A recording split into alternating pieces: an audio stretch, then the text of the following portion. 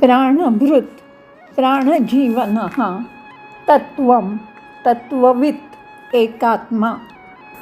961 प्राणभृत पोषयन अन्नरूपेण म्हणजे प्राण्यांचं पालन पोषण संगोपन अन्नरूपेण.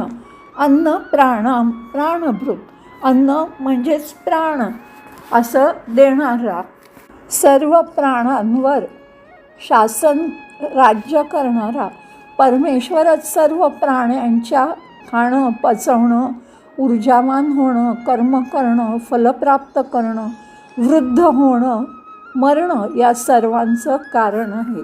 सर्व गोष्टींमध्ये एक आदेश देणारा कारक परमात्मा स्वतः मौनात राहून आपल्या उपस्थितीत सर्वांच्या कर्माची सुरुवात करतात आणि त्यांना चालू ठेवतात. असा प्राण धारण करणारा तो प्राणभृत. ओम प्राणभृते नमः. 962 प्राणजीवनः प्राणिनो जीवयन म्हणजे जीवित गोष्टींचे किंवा प्राणीमात्रांचे जीवन शक्य करतो किंवा घडवतो. प्राणाख्येही प्राण नावाच्या वायूनी पवनही तो प्राणजीवनः. किंवा न प्राणेन न अपानेन मर्त्यः जीवती कश्चन म्हणजे मर्त्य जे प्राणी वस्तू असतात त्या प्राणांनी किंवा अपानवायूंनी जगत नाहीत. इतरेण तू जीवंती इतर गोष्टींमुळे जगतात. यस्मिन एतो उपाशितो ज्याच्यावर तो अवलंबून असतात हे प्राण किंवा ज्यांचा त्यांनी आश्रय घेतलेला असतो त्याच्या आश्रयाने ते जगतात.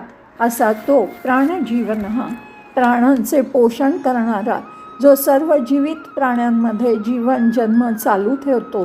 प्रत्येक श्वासात जीवनदायी दिव्य स्पर्श देतो तो प्राणजीवनः. ओम प्राणजीवनाय नमः. 963 तत्त्वं तत्त्वं तथ्यं तत्त्व तथ्य अमृतम अमृत सत्य सत्य परमार्थतः परमार्थ सत्तत्वम इति दर्शयत म्हणजे ह्या सगळ्यांचा रोग हा सर्वोच्च सत्याकडेच असतो किंवा हे सगळे शब्द सर्वोच्च सत्यच दर्शवतात. एते एकार्थवाचिनः या सगळ्याच शब्दांचा एकच अर्थ आहे परमार्थ सतः परमसत्य असलेलं ब्रह्मणः वाचकः परमसत्य जे ब्रह्मरूपात आहे तेच ह्या सगळ्याचा अर्थ आहे. असं जे ते तत्त्वं ब्रह्म किंवा सार वास्तविकता जो शाश्वत आहे प्रत्येक व्यक्तीला अनुभूतीत जे काही प्राप्त होतं ते स्वयं भगवानच असतात. म्हणजे सगळ्याचं सार किंवा ब्रह्मरूपात असलेलं ते परमतत्व ते तत्त्वं. ओम तत्वाय नमः.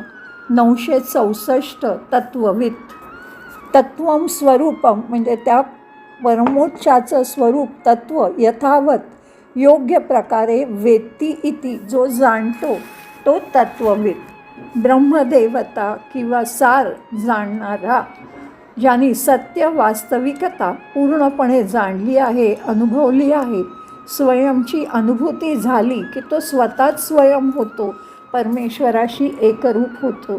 परमेश्वर स्वतःच तत्त्ववित् आहेत कारण त्यांनी ही सर्व वास्तविकता जाणली आहे अनुभवली आहे कारण ती त्यांची स्वतःचीच दिव्य प्रकृती आहे. असं सर्व काही जाणणारा तो तत्त्वविद. ओम तत्त्वविदे नमः. 965 एकात्मा एकच्या असौ आत्माच्या इति तो एकमेव आहे आणि तो आत्माही आहे असा जो तो एकात्मा. किंवा आत्मा वा इदम आत्मा किंवा हा एक एव अग्रे आसित सुरुवातीला हा किंवा आत्मा हा एकटाच होता असा जो अद्वितीय असलेला तो एकात्मा. किंवा यच्च आपनोती म्हणजे ज्याला सगळं मिळतं. यच्च आदत्ते म्हणजे जो सर्व स्वीकारतो. यच्च अत्ती म्हणजे जो सगळं प्राशन करतो स्वीकार करतो.